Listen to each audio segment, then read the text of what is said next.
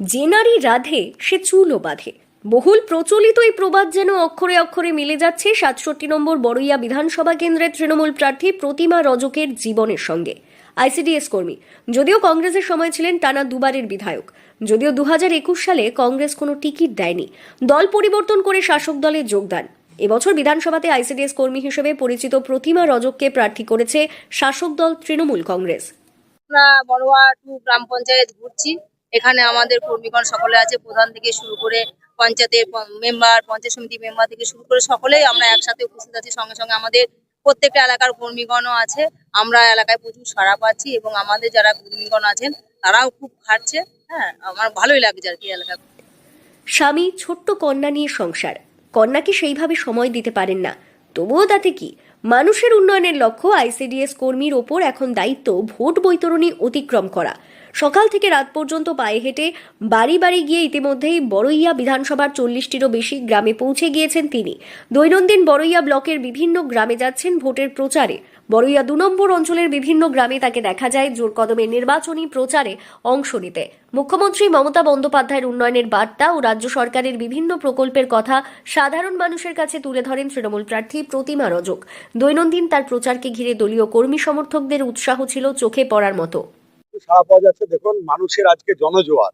আজকে বড়ুয়া 2 জিপিতে যে সমস্ত গ্রাম আমরা ঘুরছি পায়ে হেঁটে ডোর টু ডোর প্রার্থীকে নিয়ে, সেখানে মানুষের একটা বড় সাড়া পাওয়া যাচ্ছে এবং ঝাঁকে ঝাঁকে মানুষ গ্রাম থেকে রাস্তার ধারে ঝাঁকে ঝাঁকে মানুষ বেরিয়ে আসছে।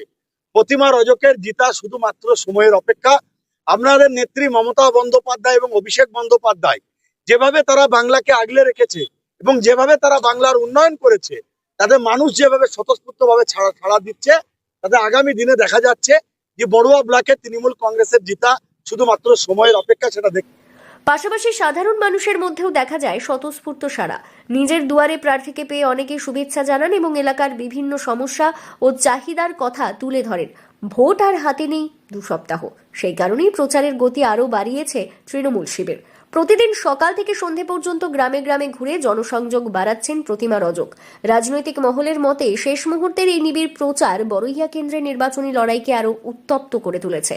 আমরা তো আমাদের তো মুখ্যমন্ত্রী তো এলাকায় উন্নয়নটা করেছে, যেহেতু মুখ্যমন্ত্রী অনেক জনমুখী প্রকল্প আছে।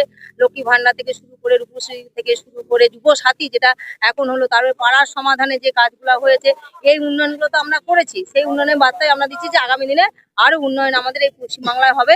আমাদের মমতা ব্যানার্জি আমার চতুর্থবারের জন্য মুখ্যমন্ত্রী হবে এবং আগামী দিনে আমরা এই পশ্চিমবাংলা সহ আমাদের বড়া ব্লকে আরো উন্নয়ন আমরা করতে পারবো। মুর্শিদাবাদ থেকে কৌশিক অধিকারীর রিপোর্ট, লোকাল 18 বাংলা।